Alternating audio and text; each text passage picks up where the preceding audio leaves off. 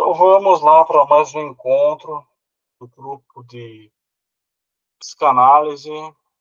Vamos estudar hoje o texto Dostoiévski e o parricídio de 1928, do Freud. Bora! Na rica personalidade de Dostoiévski, podemos distinguir 4 facetas: o escritor, o neurótico, o moralista e o pecador. Como devemos orientar nessa desconcertante complexidade? Quanto ao escritor, há poucas dúvidas, ele ocupa um lugar não muito atrás de Shakespeare. Os Irmãos Karamazov é o mais formidável romance jamais escrito. O episódio do Grande Inquisitor é um dos cumes da literatura universal, de valor incomparável.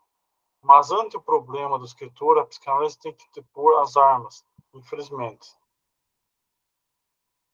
O mais prontamente questionável em Dostoiévski é o moralista, querendo se exaltá-lo como ser moral, o argumento de que só atinge o mais alto nível da moralidade quem esteve nas profundezas do pecado.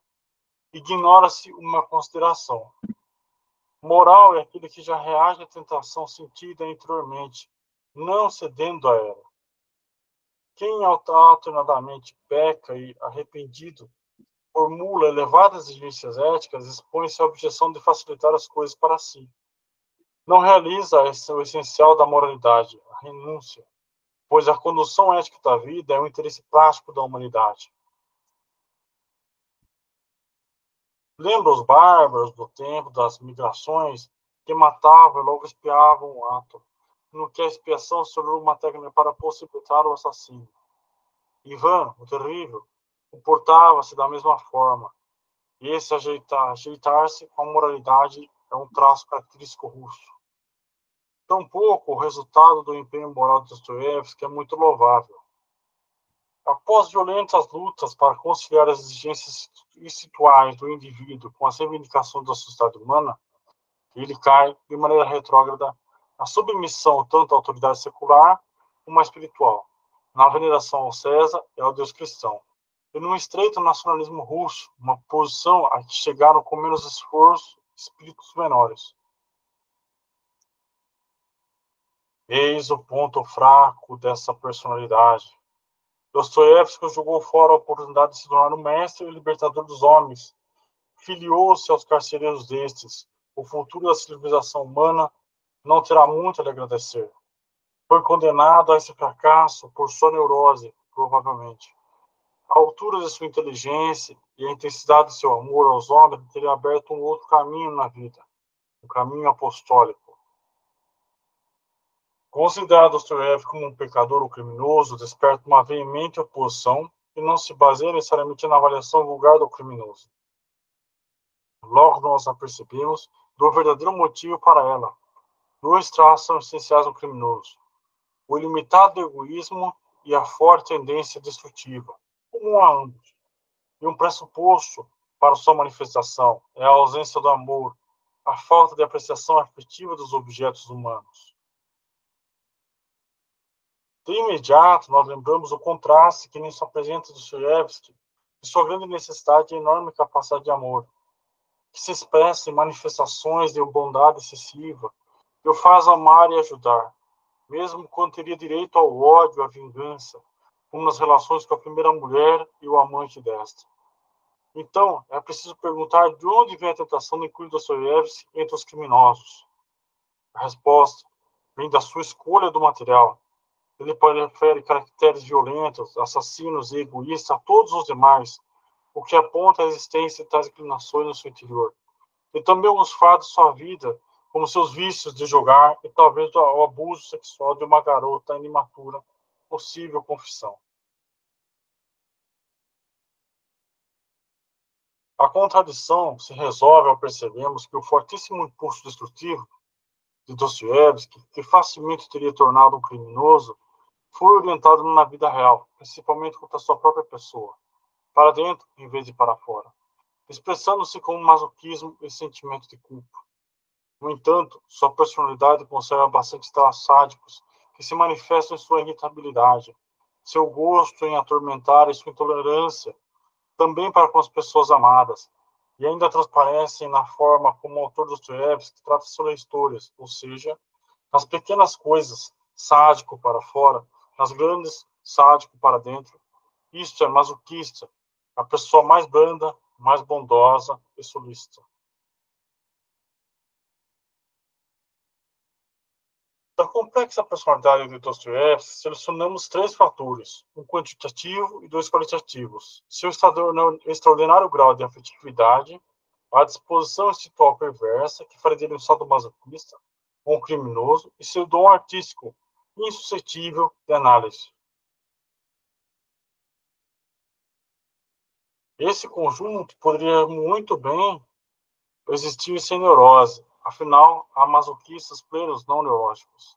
Segundo a relação de forças entre a exigência espiritual e as inibições que lhes são contrárias, mais as vias de sublimação disponíveis, Dostoiévski deve ser classificado como o que se chama de caráter dominado pelos instintos.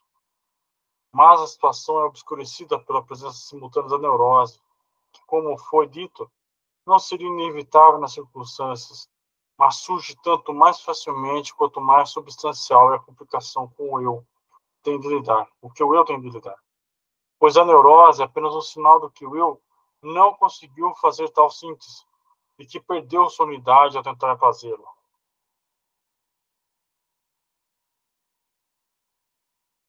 Mas, como se prova a existência da neurose, totalmente falando, Dostoiévski se definiu e era tido como epilético, com base em sérios ataques que envolviam perda de consciência, convulsão muscular e subsequente mau humor. É bastante provável que o que chamamos de epilepsia fosse apenas um sintoma de sua neurose, que então deveria ser classificado de estereoepilepsia, ou seja, de histeria grave. Por dois motivos, a certeza completa não pode ser alcançada. Primeiro, porque são insuficientes os anamnésicos sobre a assim chamada epilepsia de Dostoiévski. Segundo, porque não há uma compreensão clara dos estados patológicos suscitados do ataque epileptoides.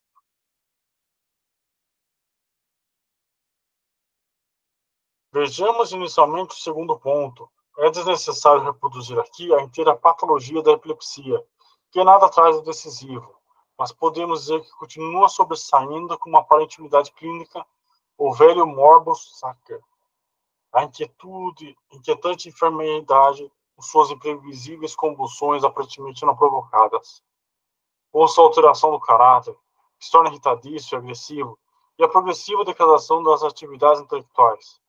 Mas por todos os lados, nesse quadro, se desfaz da impressão. Os ataques que aparecem brutalmente, com morias na língua, esvaziamento da bexiga, que se acumulam em perigo status epiléticos, conducentes a grave injúrias de si próprio, pode se reduzir a curta ausência. As simples vertigens passageiras podem ser trocadas por breves períodos em que o doente, como sob domínio inconsciente, faz alguma coisa que lhe é alheia. Ordinariamente determinadas, de modo incompreensível por causas tão somente físicas. Eles devem ser o primeiro surgimento, no entanto, a um influxo puramente psíquico, um pavor, ou passar a reagir à excitação psíquica.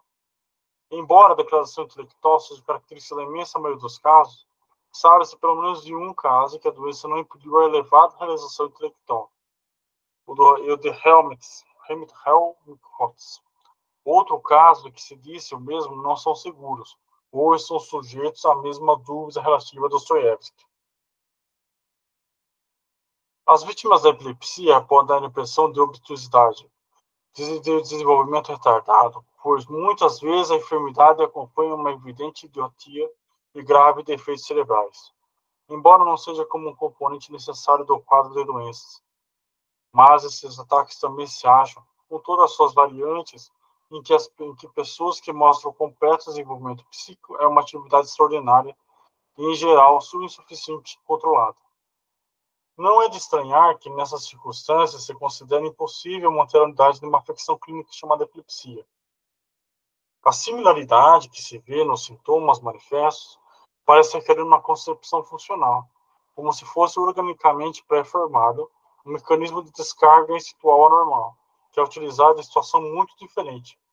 tanto em distúrbio da atividade cerebral causados por grave doença tóxica e do tecido, como no controle insuficiente da economia psíquica, no funcionamento crítico da energia atuante na psique. Por trás dessa bipartição, vislumbramos a identidade do mecanismo de descarga instintual subjacente. Ele também não deve estar longe dos processos sexuais, que no fundo são de origem tóxica. Já os mais antigos médicos chamavam o coito de uma pequena epilepsia, ou seja, viam no ato sexual uma atenuação e adaptação da descarga epiléptica dos estímulos.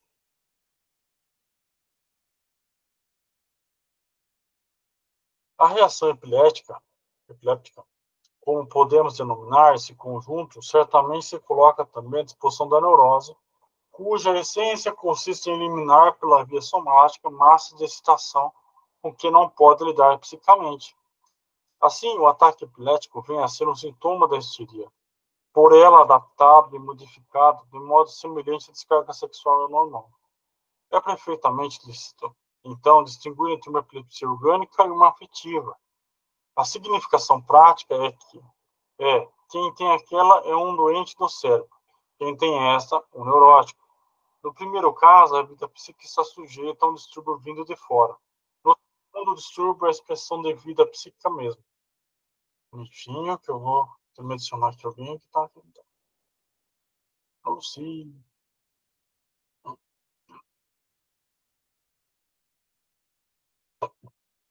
Só um momentinho, gente, que tentando novos participantes. A Lucy. Boa tarde, Lucy, tudo bem?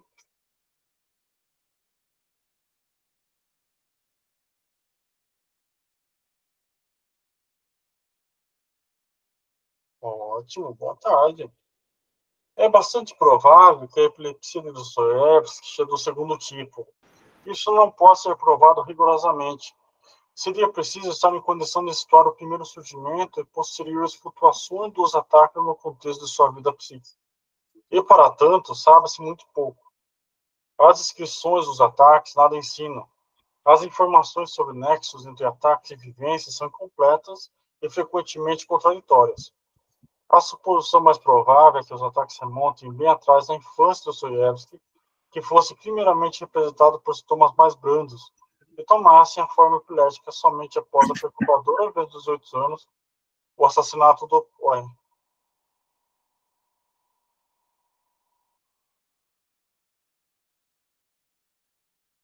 Estaria bem de acordo com isso se ficasse provado que eles cessaram totalmente durante a prisão da Sibéria, mas outras informações contrariam isso. A inegável relação entre o assassinato do pai dos irmãos Karamazov e o destino do pai de Dostoiévski foi percebida por mais de um biógrafo, levando-os a mencionar uma certa corrente psicológica moderna. A abordagem psicanalítica, pois é ela que aí se alude, inclina-se a ver nesse acontecimento um mais sério trauma, e na reação de Dostoiévski o ponto central de sua neurose. Mas, se trata de fundamentar psicanaliticamente essa colocação, temo não ser compreendido por aquele não familiarizado com a linguagem e a teoria da psicanálise.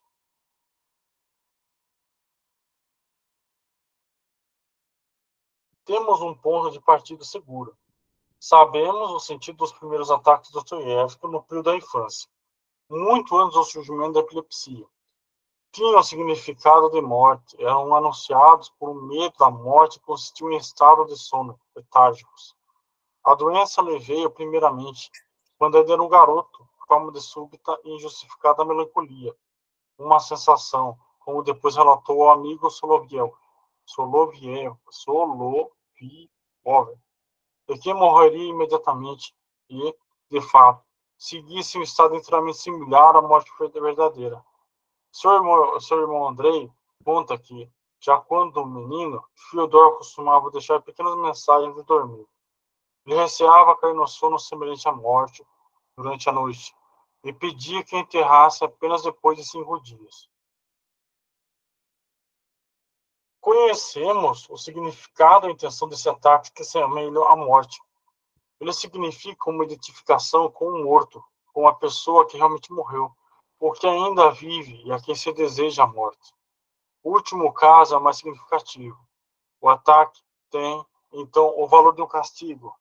O indivíduo desejou a morte do outro, e agora esse outro ele está morto.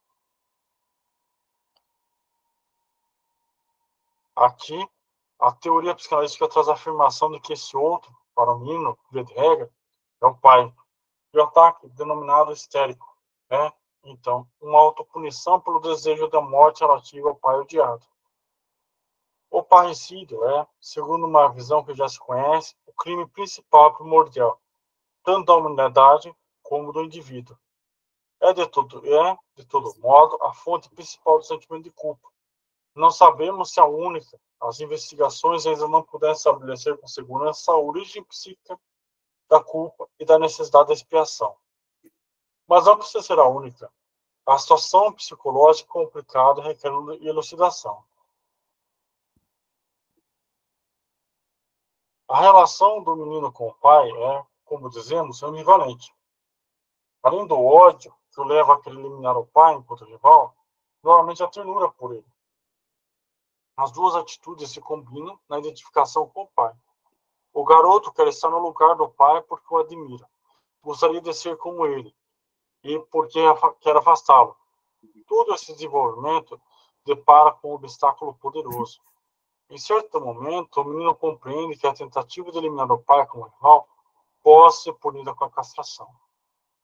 Por medo dela, isto é, no interesse de conservar sua masculinidade, abandona o desejo de possuir a mãe e liquidar o pai. Na medida em que permanece no inconsciente, esse desejo constitui a base do sentimento de culpa.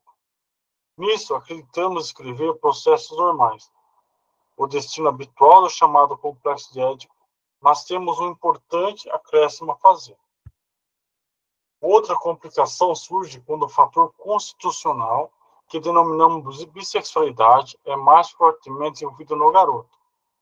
Então, a masculinidade ameaçada pela castração é fortalecer a tendência de enveredar pela feminilidade, colocar-se antes no lugar da mãe e assumir o papel dessa como objeto do amor do pai. Mas o medo da castração torna-se impossível também essa solução. O menino compreende que tem de admitir sua castração se quiser ser amado pelo pai como uma mulher. Assim, ambos os movimentos, o ódio e a paixão pelo pai, sucumbem à repressão. Uma certa diferença psicológica consiste no fato de que o ódio é abandonado devido ao medo de um perigo externo, a castração. E a paixão é tratada como um perigo institucional, interno, mas remontando, no fundo, ao mesmo perigo externo. O que faz inaceitável o ódio ao pai é o medo do pai. A castração é terrível, seja como castigo, seja como preço do amor. Dos dois fatores que reprimem o ódio ao pai, o primeiro é o medo direto da punição e a castração. Pode ser chamado o normal. O fortalecimento patogênico parece vir apenas com outro fator, o medo da atitude feminina. Assim, uma disposição fortemente bissexual torna-se uma das condições ou intensificações da neurose. Tal disposição é certamente admissível no caso de Dostoiévski, mostrando-se de forma possível homossexualidade latente, na importância da amizade masculina em sua vida. Em sua conduta peculiarmente terna, em relação aos rivais do amor e em sua notável compreensão da situação que se explicam apenas pela homossexualidade reprimida, como mostram muitos exemplos de suas novelas. Eu lamento, mas nada posso fazer se esta exposição sobre a atitude de ódio e amor para com o pai e suas transformações por influência da ameaça de castração parece incrível e de mau gosto para o leitor que não conhece a psicanálise. E sei que é justamente o complexo de castração deve provocar a rejeição mais ampla. Mas devo assegurar que a experiência psicanalítica pôs justamente essa questão acima de qualquer dúvida, convidando-nos a nela enxergar a chave de toda a neurose. Devemos aplicar essa chave, então, a assim chamada epilepsia do nosso autor. Tão alheia à nossa consciência são as coisas que governam nossa vida psíquica inconsciente. As consequências da repressão do ódio ao pai e ao complexo ético não se esgotam com o que foi dito até agora. Há o elemento novo de que a identificação com o pai termina obtendo lugar duradouro no eu. Ela é acolhida no eu, mas ali se estabelece como uma instância especial, oposta ao conteúdo restante do eu.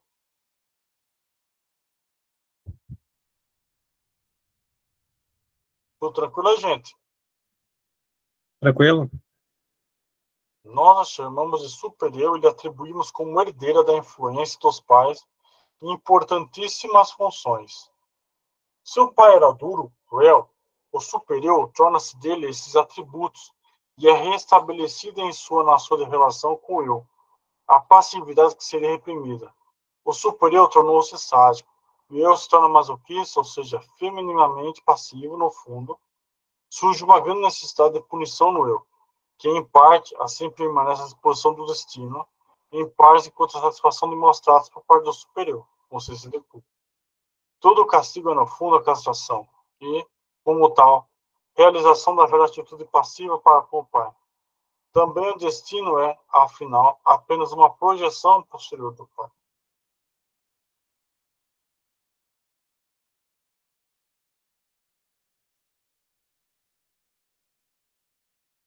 Os processos normais de formação da consciência moral devem ser semelhantes aos anormais que aqui apresentamos. Ainda não conseguimos fazer a delimitação entre aqueles e estes. Note-se que aqui se atribui o máximo participação no desenlace do processo ao componente passivo da feminilidade reprimida. E deve ser importante, como um fator acidental, que o pai, de toda forma temido, tenha sido particularmente violento na realidade. É o caso do Dostoiévski. É o fato de seu extraordinário sentimento de culpa, assim como sua conduta masoquista, nós relacionamos a um componente feminino particularmente forte. Essa seria a forma para Dostoiévski. Alguém com a disposição bissexual muito forte, que sabe defender-se com grande intensidade da dependência de um pai especialmente duro.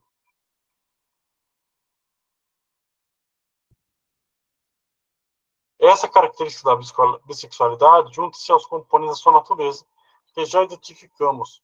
Os sintomas dos ataques que semelham à morte, que aparece já na infância, podem ser compreendidos como uma identificação com o pai por parte do eu, admitida pela superior como punição. Você quis matar o pai para se tornar o pai você mesmo. Agora é o pai, mas o pai morto. O mecanismo habitual dos sintomas histéricos é, além disso, agora é o pai que mata você. Para o eu, o sintoma da morte é, ao mesmo tempo, satisfação imaginosa do desejo masculino, satisfação masoquista para o superior, satisfação de castigo, este é sádica. Ambos, eu e o superior, continuam desempenhando o papel de pai.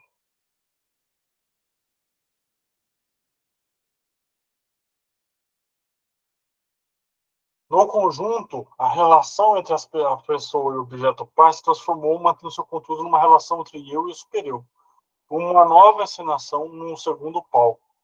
Tais reações infantis, olhando do complexo de Édipo, podem se extinguir quando a realidade não mais lhe fornece alimento, mas o caráter do pai continua o mesmo. Não piorou com o tempo, e assim o ódio do Dostoiévski ao pai foi mantido. Seu desejo de morte para esse pai ruim. Ora, é perigoso quando a realidade se faz assim desejo reprimido. A fantasia tornou-se realidade. Todas as medidas de defesa foram então reforçadas. Os ataques do Dostoiévski assumiram o caráter epiléptico. Certamente, ainda significava a identificação com o pai a título de punição. Mas tornaram-se terríveis, como a própria morte pavorosa do pai. Outros conteúdos, sobretudo as sexuais que eles tenham assumido, são algo que escapa à nossa conjuntura. Uma coisa é notável: na hora do ataque, experimenta-se um instante de suprema beatude que pode muito bem haver fixado o triunfo e a libertação ante a notícia da morte do pai. Aqui é logo que se seguiu a punição tanto mais cruel. Uma tal sucessão de triunfo e tristeza, alegria festiva e luto, percebemos também nos irmãos de ordem primitiva, que mataram o pai, e encontramos repetida na cerimônia da refeição totêmica. Se for verdade que Dostoiévski não sofreu ataque na Sibéria, isso apenas confirmará que os ataques eram seu castigo. Ele não precisava deles. Quando eu era castigado de outra forma, no entanto, ele não precisava dele quando era castigado de outra forma. No entanto, não há como aprovar isso. A necessidade de castigo na economia psíquica dos Dostoiévski explica isso sim, que ele tenha suportado aqueles anos de miséria e humilhação. Sua condenação como criminoso político era injusta, ele certamente o sabia, mas aceitou o castigo não merecido do pai César como substituto para a punição que merecia pelo pecado contra o pai verdadeiro. Em lugar da autopunição, deixou-se punir pelo representante do pai. Isso vislumbramos algo da justificação psicológica do castigo, imposto pela sociedade. É fato que muitos criminosos não sempre pelo castigo. Seu superior o requer, assim evitando infligi-lo ele mesmo. E aí, gente, tranquilinho ainda? Alguma dúvida, algum comentário? Tranquilo. Tranquilo? Então, você percebe que o Freud está fazendo essa leitura usando os livros, né, do Dostoiévski, né? Ele está traçando uma personalidade comum ali nos livros. Eu não sei se ele vai citar, mas tem um livro que eu não vou lembrar agora, se não estou enganado, é Memórias, eu não lembro o que é uma pessoa que é invejosa, que é ciumenta, que é um monte de coisa. E esse é um livro muito interessante, que ele é curtinho, vale muito a pena ser lido. Deixa eu pegar aqui só. Memórias do Subsolo. Já leram Memórias do Subsolo, do Dostoiévski? Ainda não, já ouvi falar. Então, esse é um livro muito interessante, que ele vai falar da inveja, vai falar do ódio em relação aos outros. Né? Aqui ele pegou o irmão Karamazov, eu não li ainda, eu tenho, mas eu ainda não cheguei nele. Mas vocês verem como é uma leitura, como ele vai traçando, né? Como Freud vai traçando, né? Os personagens, vai olhando para o personagem e refletindo, né? No autor, né?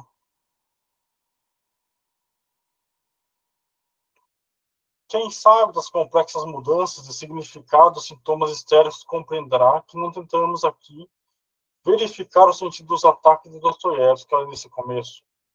Basta podermos supor que o seu sentido original permaneceu inalterado por trás de todas as sobreposições anteriores. Pode-se dizer que Dostoiévski nunca se livrou do fardo da consciência da intenção parricida. Isso também determinou seu comportamento nas duas outras áreas em que a relação com o pai é decisiva: a autoridade estatal e a fé em Deus. Na primeira, chegou a plena submissão ao papai César. É Que, Kizar. Kizar. É um título que nem, sabe, o Ave César, Uhum. é tipo um título, só que aí, esse Kizar aí está se referindo a um líder político, Uhum. tipo, aqueles caras autoritários, né, Uhum. um governante, mais ou menos assim, tipo um título, né, um Kizar russo. Uhum. Boa, que representara com ele, na vida real, a comédia da morte que os seus ataques costumavam ensinar. Nisso preponderou a penitência. No âmbito religioso, ficou-lhe uma maior liberdade. Segundo os relatos aparentemente confiáveis, até o último instante de sua vida ele teria oscilado entre a fé e o ateísmo. Sua grande inteligência lhe tornava impossível ignorar as dificuldades intelectuais a que conduz a fé. Em repetição individual de um desenvolvimento histórico universal, ele esperou encontrar no ideal de Cristo uma saída e uma libertação da culpa, e usar seu próprio sofrimento como título para reivindicar o papel de Cristo. Se ele, tudo somado, não chegou à liberdade e se tornou reacionário, foi porque nele a culpa filial universalmente humana, em que se baseia o sentimento religioso, alcançou intensidade superindividual e permaneceu inexpugnável até seu enorme intelecto, até para seu enorme intelecto. Nesse ponto, incorremos na recriminação de que abandonamos a imparcialidade da análise e submetemos Dostoiévski à avaliação que justifica apenas do ponto de vista de uma determinada concepção do mundo. Um conservador tomaria o partido do grande inquisidor e julgaria Dostoiévski de outra forma. A objeção se justifica como atenuante. Podemos apenas dizer que a decisão de Dostoiévski parece comandada pela inibição do pensamento casado com a neurose.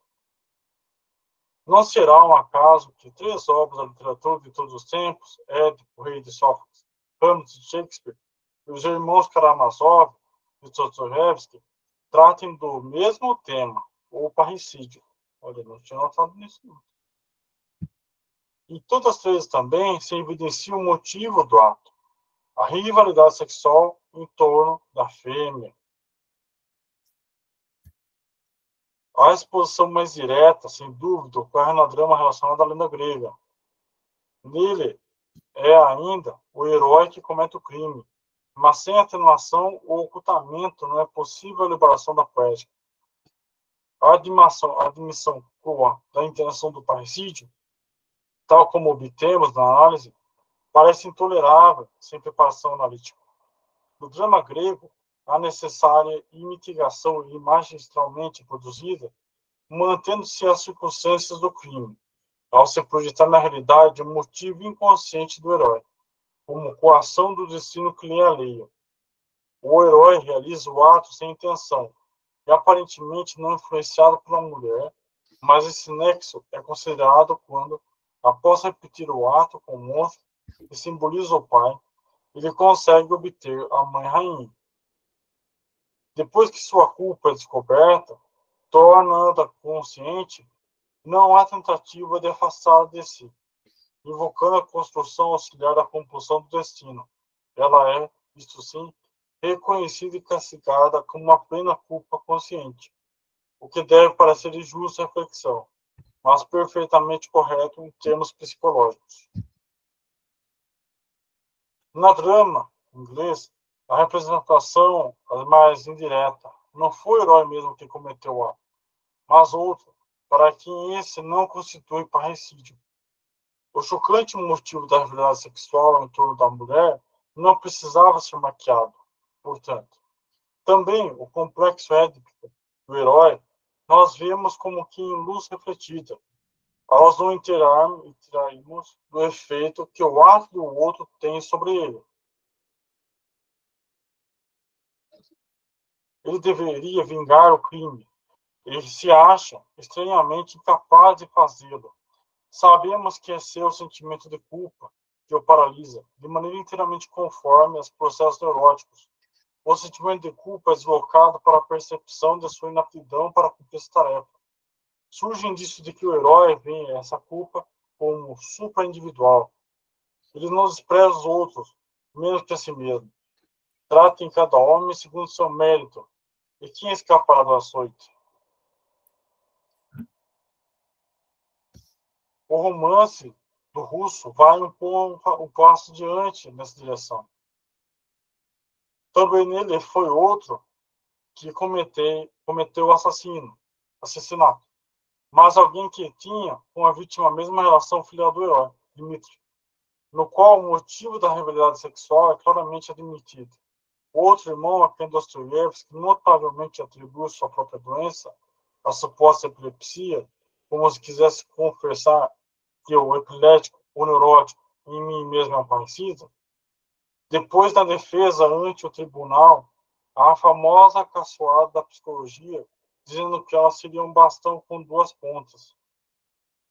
Um formidável mascaramento, pois basta invertê-lo para achar o sentido mais profundo da concepção de Dostoiévski. Não é psicologia que merece a zombaria, mas o procedimento judicial. Não importa quem cometeu realmente o crime, a psicologia interessa apenas quem o deseja em seu íntimo, exceto a Lyopcha, figura de contraste. São culpados o sensório impulsivo, o cínico cético e o criminoso epilético.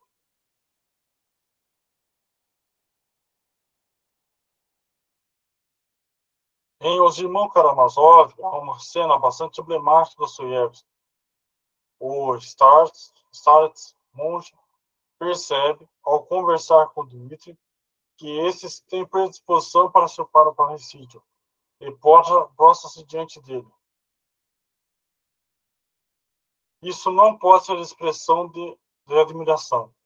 Deve significar que o homem santo afasta de si mesmo e se a tentação de desprezar ou abominar o assassino e, portanto, humilha-se perante ele.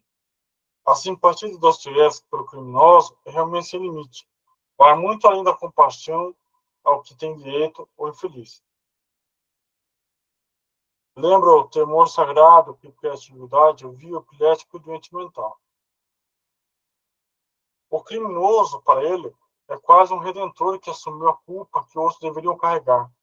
Não se necessita mais matar depois que ele matou, mas é preciso ser grato por isso. De outro modo, teríamos nós mesmos que matar. Explica muita coisa. E isso não é apenas bondosa compaixão, é identificação com base nos mesmos impulsos homicidas. Na verdade, um narcisismo ligeiramente deslocado. Com isso, não questionamos o valor ético dessa bondade. Talvez seja este um mecanismo de bondoso interessante por outro ser humano, que poderíamos distinguir com facilidade no caso extremo do romancista dominado pelo sentimento de culpa. Não há dúvidas de que essa simpatia por identificação influi decisivamente na escolha do tema por Dostoiévski, mas ele tratou inicialmente do criminoso comum, motivado pelo egoísmo, do criminoso político, do religioso, antes de, no final da vida, voltar ao criminoso primordial, o parricida, e com ele fazer sua confissão poética.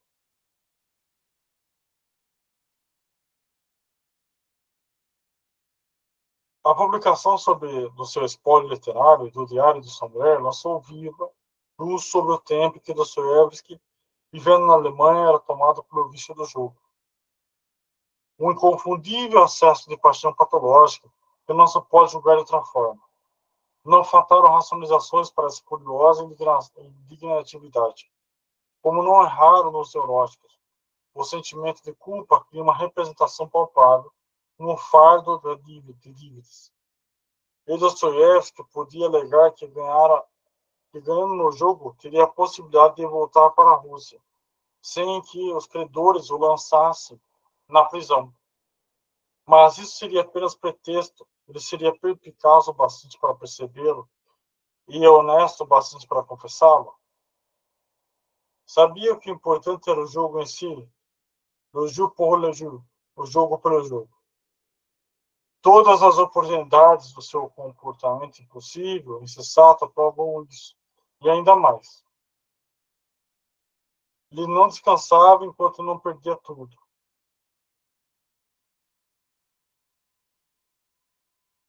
O jogo também era um meio de castigar a si próprio. Inúmeras vezes eu a sua jovem esposa a palavra de honra de que disse que nunca mais jogaria. Eu não mais jogaria em determinado dia. Como diz ela, quase sempre quebrou a palavra. Quando as perdas levavam os dois à miséria extrema, ele tirava disso uma outra satisfação patológica, pois poderia xingar-se mesmo, humilhar-se diante dela, incitando-o a desprezá-lo, a lamentar haver casado com um velho pecador como ele, e, após esse desafogo na consciência, retomava o jogo no dia seguinte.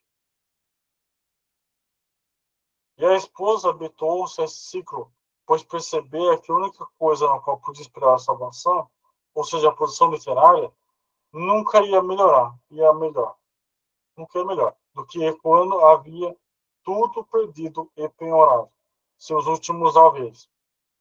Naturalmente, ela não entendia a relação entre uma coisa e outra.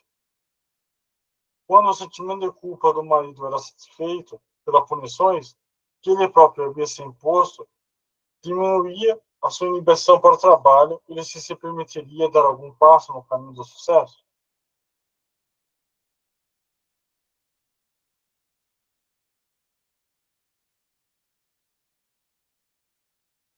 Não é difícil notar, baseando-se na obra do escritor mais recente, do traço da infância, há muito soterrado, logra se repelir a compulsão de julgar Stefan Zweig, que, aliás, consagrou ele mesmo o estudo do Dostoiévski, em Três Mestres. Narra uma coletânea de 3 novelas, Die Wilde Rufia, A Confusão do Sentimento, uma história intitulada 24 Horas da Vida de uma Mulher. Essa pequena obra-prima quer apenas mostrar superficialmente que ser irresponsável é a mulher, e há que excessos surpreendentes por ela mesma pode ser levada por uma experiência imprevista. Ocorre que essa novela diz muito mais do que isso. Ela apresenta, sem qualquer intenção exculpatória, algo muito diferente, universalmente humano. Ou melhor, masculino, quando submetemos a uma interpretação analítica, e tal interpretação se oferece com tamanha insistência que não podemos rejeitá-la. É típico da natureza de fazer artísticos que o autor, quando lhe perguntam a respeito disso, pois somos amigos, tenham me assegurado que a mencionada interpretação lhe era totalmente estranha, embora alguns detalhes da história pareçam calculados justamente para deixar uma pista secreta. Na novela de Zweig, uma senhora distinta, já idosa, relata ao escritor uma experiência que teve mais de 20 anos atrás. Tendo enviuvado cedo, mãe de 2 filhos que já não a solicitavam, e não mais esperando muito da vida. Aos 42 anos de idade, numa das suas viagens sem propósito, entrou no salão do jogo do Cassino Monte Carlo. E entre todas as notáveis impressões do lugar, viu-se fascinado por 2 mãos que pareciam revelar todo o sentimento de um jogador de polícia, com fraqueza e intensidade assombrosa. Essas mãos pertenciam a um belo jovem. O autor lhe atribuiu que, por acaso, a mesma idade do primeiro filho da espectadora, que, após tudo perder, abandona a sala no mais fundo desespero. Provavelmente para dar fim no parque adjacente, sua vida desesperaçada, uma inexplicável simpatia faz com que ela o siga e empreenda todo o esforço para salvá-lo. Ela toma por uma das várias mulheres importantes que há no local e procura afastá-la, mas ela permanece com ele e é levada do modo mais natural a partilhar seus aposentos no hotel e, enfim, na sua cama. Sua cama. Após essa inesperada noite de amor, ela extrai do jovem, então, aparentemente tranquilo, a solene promessa de que nunca mais jogará. Fornecer-lhe dinheiro para o retorno à casa e diz que vai encontrá-lo na estação antes da partida do trem. Mas logo é tomada da grande ternura por ele, que quer tudo significar para tê-lo, e decide partir com ele em vez de despedir-se. Alguns contratempos o retardam, de modo que ela perde o trem. No anseio pelo ausente, volta ao salão de jogo, e lá enxerga novamente horrorizada as mãos que lhe haviam despertado a simpatia. Esquecido da promessa, o jovem reincide no jogo. Ela lhe lembra que o que jurou, mas, tomando por aquela paixão, ela chama de estraga-prazeres e a manda embora, arremessando-lhe o dinheiro com que ele pretendia resgatá-lo. Profundamente envergonhada, ela sai vindo a saber depois que fracassou a impedir seu suicídio. Essa história brilhantemente narrada, sem lacunas nas motivações, certamente é completa em si mesma e capaz de ter grandes efeitos sobre o leitor. Mas a análise mostra sua evolução e se baseia primordialmente numa fantasia envolvendo desejo da época da puberdade, que várias pessoas, inclusive, recordam com uma lembrança consciente.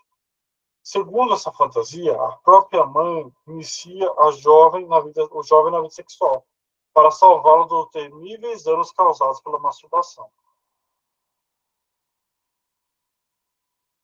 As inúmeras obras literárias que envolvem a salvação têm a mesma origem. O vício da masturbação é substituído pelo do jogo. A ênfase na apaixonada atividade nas mãos das mãos é reveladora quanto a isso.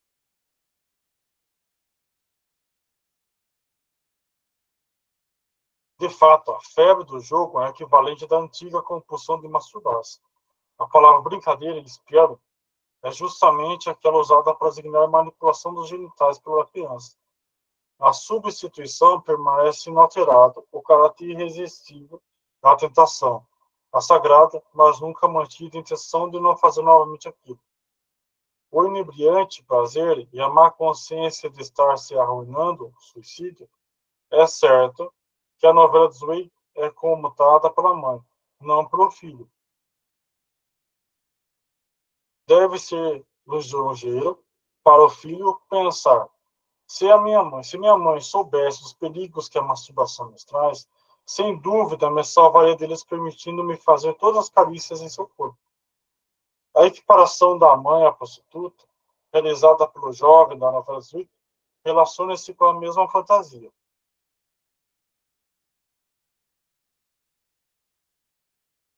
Torna palpável a mulher inatingível.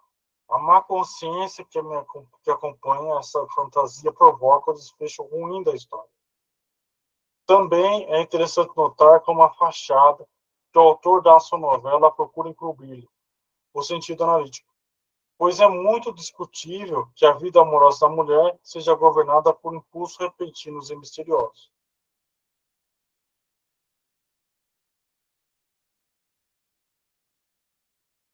A análise revela, isso sim, uma motivação suficiente para a surpreendente conduta dessa mulher, até então afastada do amor, fiel à memória do marido que perdera. Ela se protegia de toda solicitação como a dele, mas nisso a fantasia do filho está certa. Não escapou como mãe de uma inconsciente transferência amorosa para o filho. E nesse ponto desguarnecido é que o destino pôde apanhá-lo. Se o vício de jogar com os vãos esforços para superá-lo, e o ensejo da autopunição for uma repetição da compulsão de se masturbar, não surpreenderia que tenha tido um espaço tão grande na vida de Dostoiévski, pois não encontramos casos de neurose severa em que a satisfação autoerótica na infância e na puberdade não tenham desempenhado um papel e os laços entre o empenho de suprimi-las e o medo do pai são por demais conhecidos para requerer mais do que uma simples menção. Acabou o artigo, gente. E aí, o que vocês acharam? Legal, mais ou menos? E aí, digam aí que é a impressão de vocês. Já terminamos de ler.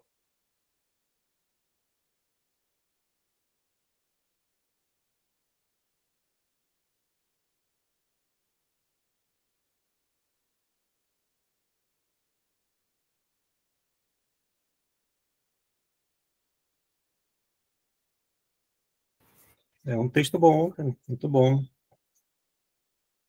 Ele está analisando ali o Dostoiévski, né? Ele analisa ele como ele mesmo fala lá no início do texto sobre 4 facetas, né? A do escritor, a do neurótico, a do moralista e a do pecador. E ele vai dizer que a questão moralista é a mais questionável, né? Então, ele acaba fazendo uma crítica ao Dostoiévski pelo fato de ele achar que o Dostoiévski é submisso ao que ele chama de autoridade secular, né? Que é um poder de governar, né, o comandar, fazendo uma oposição ali à autoridade da igreja, né? Então, ele acredita que o Dostoiévski é submisso a essa autoridade e também a veneração a, ao czar, que é justamente é o título do monarca, né? E ao Deus cristão, sem contar com a questão do nacionalismo russo também, que predominava na época. Então, pelo fato do Dostoiévski ser submisso a isso, né? E ele acredita que o Dostoiévski ele ele ia contra as reivindicações da sociedade na época, né?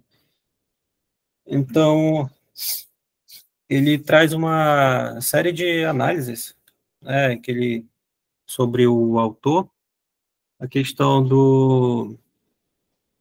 da neurose, que ele vai dizer que essa neurose, ele vai falar também da epilepsia, que ele acredita que essa epilepsia ela é um sintoma da neurose que o Dostoiévski tinha, né? Porque é um fato de que o autor russo, ele de fato sofria com um ataque epiléptico, e ele chegou até descrever esses ataques, né? Ele chegou até a contribuir para a medicina, porque ele, se não me engano, ele foi o primeiro a descrever um tipo específico de ataque epiléptico que ele tinha, né? E ele chegou a trazer, a colocar em um dos seus personagens, né? Ele escreveu uma obra chamada Idiota, que ele tem um personagem, um príncipe Mikhail, alguma coisa assim, que sofria de ataque epiléptico também. Então, ele começa a, a, a analisar, né, a questão da relação que o Dostoiévski tinha também com o pai dele, a questão do parricídio. Esse parricídio, na verdade, não significa que o Dostoiévski tenha matado o pai dele, não é isso, né? Ele apenas descreveu, ele falou, né, relatou sobre um parricídio na obra dele, né, Os Irmãos Karamazov.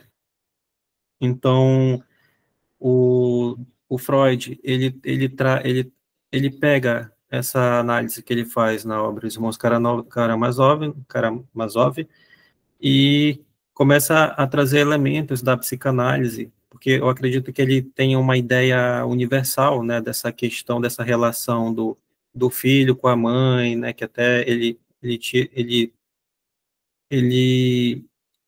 dá como exemplo a questão do Édipo Rei lá, que se envolveu com a própria mãe e tal, né? Então, acho que ele vê essa relação como algo universal, de quando a pessoa é criança, ela acaba tendo sentimentos, acho que por ela não saber distinguir direito, por ser criança, né, aquilo que ela sente, então ela acaba tendo desejos pela própria mãe ou pelo pai, que ele chega a falar até do pai ali, né, que ele fala da bissexualidade. Agora aí já é com ele, né? Ele fala isso nessa obra aí, como a gente leu. Mas é uma obra interessante mesmo.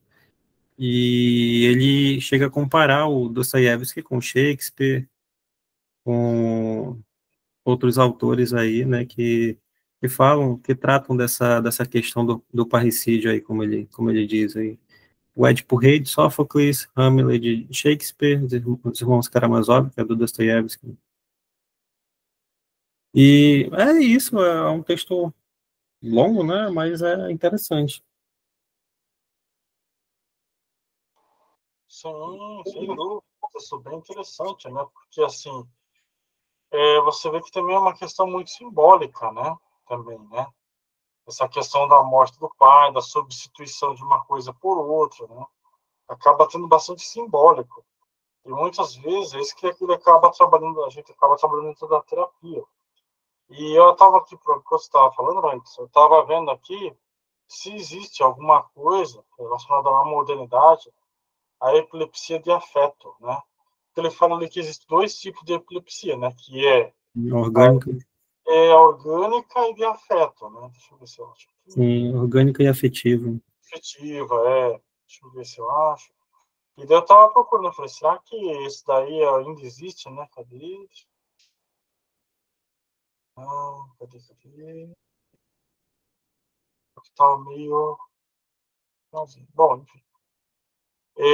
Você vê também essa questão, né, do vício da masturbação, é substituído pelo jogo, a ênfase na parte mais da atividade das mãos é reveladora quanto a isso. E é engraçado, né, porque, assim, o Freud, ele fumava muito charuto, né? E aí alguém, não lembra, alguém pergunta, mas e esse charuto seu? Ele fala, às vezes um charuto é apenas um charuto. É interessante que ele faz essa leitura aqui da pessoa ali, do simbólico, mas quando é com ele, ele meio que tira o dedo. Não é bem assim, sabe? Então você vê por aí como é complexo, né? Como é interessante isso, né? Sim, verdade. E aí, mais algum comentário? Tudo tranquilinho? Tá tranquilo. Ele coloca o Dostoiévski também como criminoso, né? Sim, verdade. Criminoso, pecador ali. Ele coloca lá no começo, lá em cima, né? Ele é um criminoso, mas não é bem um criminoso, né? Engraçado, né? Deixa eu ver aqui se eu acho, pra gente reler aqui. Criminoso, vamos ver aqui. Aqui, ó. Logo nós apercebemos, tipo, 4, que nessa parte que você estava falando, né, Raíssa? Logo nós apercebemos o verdadeiro motivo para ler dois traços essenciais do criminoso: o limitado egoísmo e a forte tendência destrutiva, comum a ambos, e um pressuposto para suas manifestações, e a ausência do amor, a falta de apreciação afetiva dos objetos humanos. É interessante, né, porque eu fico me perguntando, será que o excesso também de, de amor também, ele não gera também um crime? Já era o quê? Um crime? Sim, é. Por exemplo, assim, os ciúmes. Vamos pegar os ciúmes. Os ciúmes, quando ele tem um nível assim saudável, mas há um nível onde a pessoa agride a outra, né? Sim. Será que isso também, nesse caso aqui, nessa parte que ele fala assim, que é a ausência de amor, mas também o excesso de amor, também não acaba se transformando numa espécie de projeção, de uma forma também de fantasia, onde a pessoa limite a outra, sabe? Uhum. A gente está lendo lá no grupo de filosofia antiga, a Ética Nicômaco, né, o livro 2. A gente está numa parte que o Aristóteles ele vai falar do meio termo. Uhum. Ele vai dizer que a excelência moral é destruída pela deficiência e pelo excesso. Então, eu acredito que tudo em excesso, ele, ele é nocivo, ele faz mal, né? Se você for Uhum. beber muita água em excesso, você acaba eliminando, você hidrata seu corpo, obviamente, mas você acaba eliminando os minerais que tem no teu organismo, vai tudo vai embora, entende? Então, você tem que ficar repondo, né? Sim. Agora, se você beber água em pouca quantidade, você vai ter problema também, porque o teu corpo não vai ficar hidratado, as células não vão, né, ficar hidratadas, seu corpo vai começar a sentir desidratação, tudo tem que ter o equilíbrio, como diz a Lucia aí, né? Uhum. Então, será se a pessoa que ama demais, será se ela não vai sentir, será se ela não vai ficar prejudicada nisso aí também? Por exemplo, dizem que num relacionamento aquele que ama demais sofre mais, né? Sim, sim, isso é verdade. Né? Então, será que não é melhor ter um equilíbrio ali, porque você não ama demais, mas também não ama de menos, você fica ali no meio termo, né? Porque a partir do momento que você é uma pessoa equilibrada em relação àquilo que você sente, você acaba abrindo espaço para cuidar não apenas do outro, mas para cuidar de si também, entende? Tem gente que cuida tanto da outra pessoa que acaba esquecendo de si, aí no final das contas vai ficar dizendo, poxa, estou me sentindo sufocado, né? Eu não tenho tempo para mim, eu não faço nada para mim, só faço isso pelo outro, mas por quê? Porque não tem uma consciência equilibrada, né? Acaba exagerando no afeto e muitas vezes não é retribuído, né? O companheiro ou companheira não retribuir aquilo que, da mesma maneira, na mesma proporção, aquilo que a outra pessoa faz por ela. Então, acho que tudo em excesso é um problema. Seja quando se trata de sentimentos, aí acho que pior ainda. falta de, Mas, né? Pode falar. mas a gente lembra na própria Ética Nicômaco, né? Quando Aristóteles, eu li faz muito tempo, né? Ele fala ele compara também a esse meio termo, que é assim, o que é o excesso e a falta para cada um. Por exemplo, eu lembro que ele fala de um atleta, por exemplo. Ele fala assim, o que o atleta come não é o mesmo que uma pessoa comum come. Não sei se você chegar nessa parte na ética como. Você lembra dessa parte, Edson? Do atleta, ele chega, eu lembro, no livro um ele fala alguma coisa sobre isso, fala do atleta, né, mas sobre a comida, mas não é sobre a comida, não. Eu não lembro muito, não, dele falando sobre a comida. Então, eu lembro que ele usa um exemplo assim, uma coisa assim que acaba meio que relativizando a situação, assim, porque para um é uma coisa, o meio, e para o outro é outra coisa, o meio. Sabe? Isso me chamou muita atenção na época que eu li Ética no Como. E, e por isso que eu coloquei, né? Depois, eu não sei, daqui a pouco, quando vocês puderem dar uma. Talvez seja interessante, né? E também tem outra coisa, assim, né? Eu falei do excesso, né? Ele fala aqui também da falta, da ausência, mas o excesso, ele também, ele também é um traço meio psicopático também. Por quê? Porque a pessoa que tem um amor muito carinho, também ele pode ser uma compensação de alguma coisa muito ruim que a pessoa tem. Pode, eu não estou afirmando, com certeza.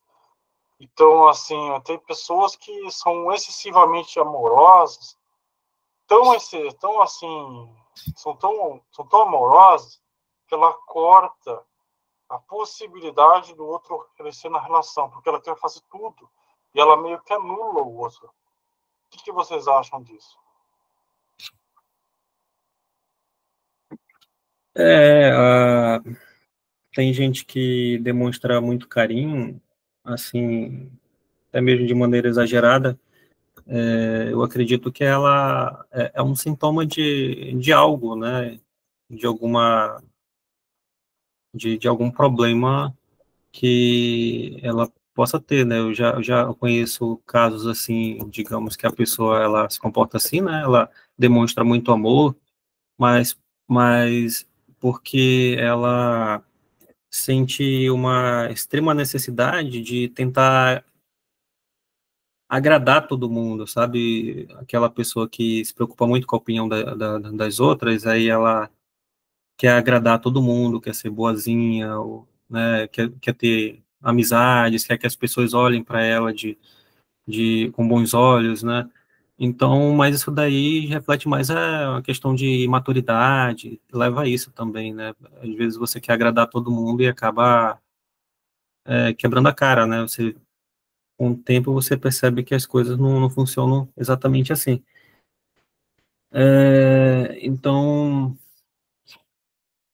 Então, eu já vi casos assim, né, que a pessoa tenta ser legal com todo mundo, até de uma maneira exagerada, para ver se a pessoa, né, faz amizade com ela, ou, né, assim, ou vê ela de uma maneira positiva, mas só que isso acaba tendo um efeito contrário, né? Porque essas pessoas que tentam agradar todo mundo, a pessoa já percebe logo, né? E acaba se afastando e causando um efeito contrário, assim.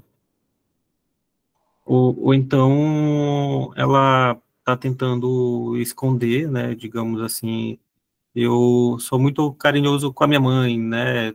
Será se, é, será se também não estou tentando esconder alguma falta, né? Alguma coisa que me falta, seja a ausência de um pai, ou, né, ou, sei lá, ou querendo, ou sinto falta de atenção mesmo, não sei, eu acho assim que tudo demais é um sintoma de algo, de alguma coisa, né? Sim, sim, é uma compensação, né? É uma Compensação. compensação.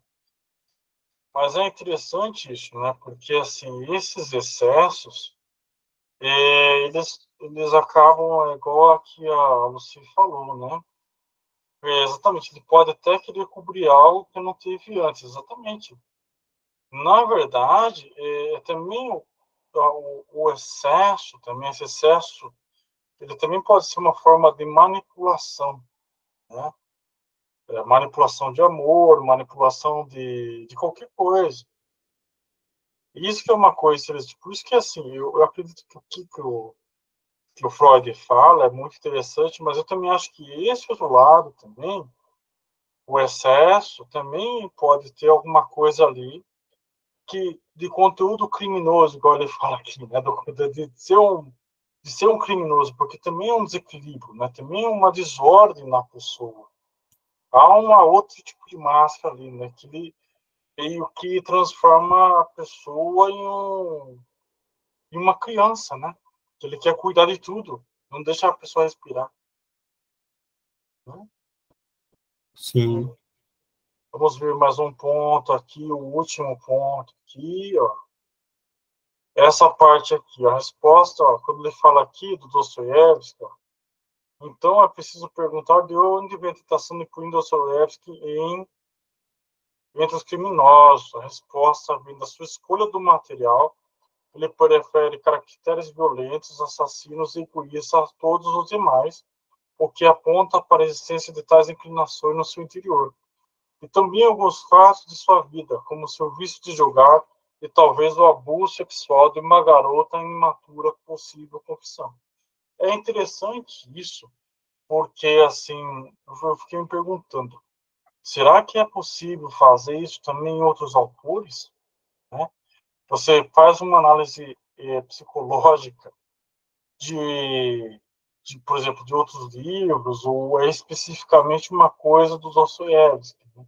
Porque, como eu falei, um livro que eu achei assim, muito legal, que foi Memórias do Subsolo, Dostoiévski, e assim, é muito interessante. Né? Não sei se a Vanessa leu. Boa tarde, Vanessa, tudo bem? Não sei se você já leu, Vanessa, também. E, então, assim, será que muitos autores eles projetam essas coisas, os que eles são, naqueles livros, psicologicamente falando? Por exemplo, assim, a gente pega o Conan Doyle. Né? Conan Doyle também tinha uma característica muito parecida com o Sherlock Holmes, entre aspas, assim, né? De investigar, de desenvolver, até que você pega o Sherlock Holmes, é muito intricado, não é qualquer um que escreve Sherlock Holmes. Então, será que há ali uma projeção por parte do autor? O que vocês acham disso?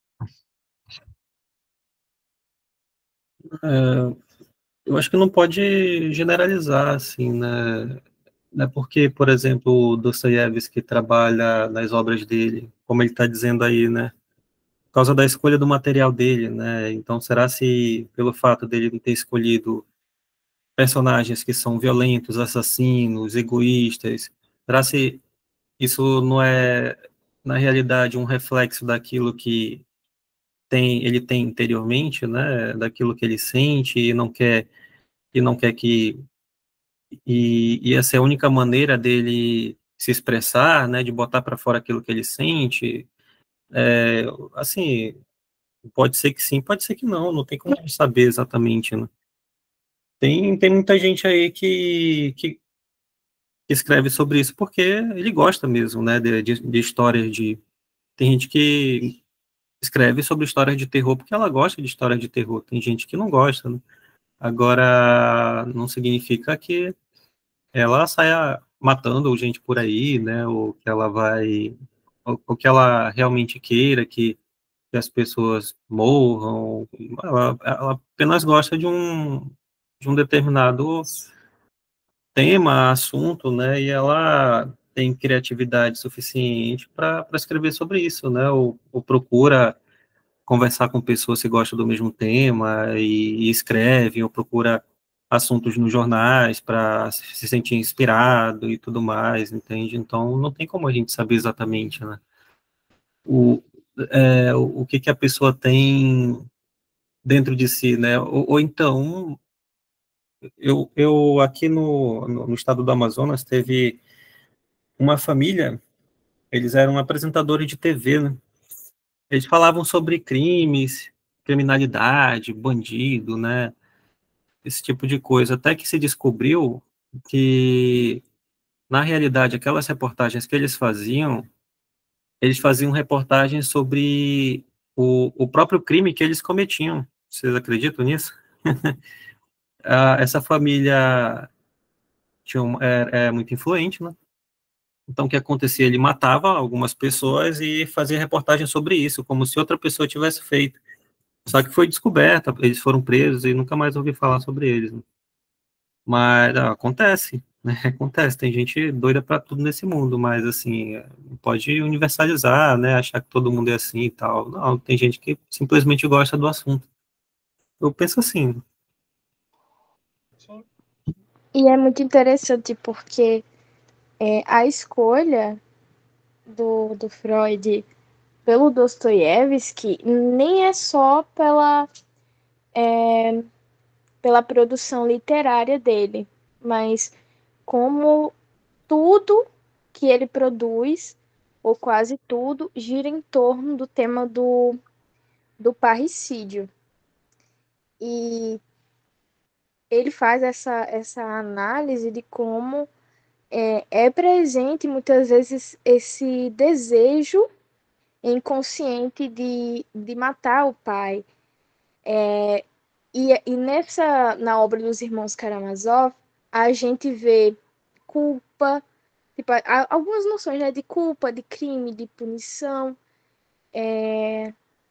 de tirania paterna. Então, assim, eu acredito que seja uma análise não só da produção literária dele, mas em conjunto da sua vida pessoal, da sua personalidade autodestrutiva, da questão da epilepsia.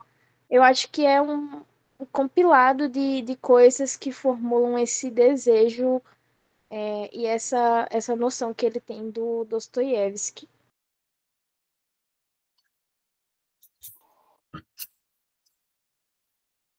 certo. Mais alguma coisa para acrescentar, gente?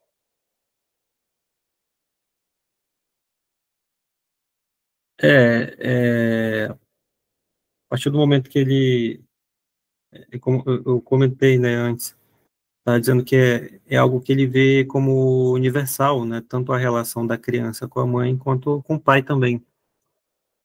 A criança, quando sente, pelo fato de não saber discernir aquilo que ela sente, então acaba sentindo atração, desejo pela mãe, né, e tudo mais, mas só que ele vai dizer aqui também que a mesma coisa acontece com o pai, né, assim, aquele amor que a criança sente pelo pai, né, só que tem um problema, né, porque a partir do momento que a criança vê o pai, né, como um pai, assim, né, tem um sentimento confuso ali, então ela vai se ver como uma mulher, né? Então acontece, como a gente leu, né? Acontece uma certa castração da criança, né? Como menino ali, e tudo mais. Então há uma certa confusão na mente da criança. Ela não sabe distinguir direito, discernir, né? Aí ele chega a falar até da questão da bissexualidade, né? Porque a criança está se formando e tudo mais, né? Então não sabe o que está acontecendo ali na mente dela, né? Ah, dessa questão, né? Então acho que ele vê isso como algo universal, né? Toda criança passa por isso, ou com a mãe, ou com o pai, ou sei lá, né? Que com o passar do tempo, com a maturidade, com as experiências que vai absorvendo, com o dia a dia, então ela acaba moldando a mente dela, vai ganhando mais confiança, esclarecimento e acabar, né, mudando ali a maneira de pensar ou controlando seus próprios sentimentos, emoções, desejos e e colocando, né, de uma maneira diferente, assim, né, eu acho que é isso. Perfeito, pessoal. Então, no fim não vai precisar de uma segunda reunião amanhã, porque a gente acabou lendo tudo, né? A gente acabou lendo tudo, com bastante texto. Não vai precisar de uma segunda reunião. Bom, pessoal, então eu agradeço a participação de todos vocês, tá bom? E um ótimo final de semana. Para a gravação, minutinho.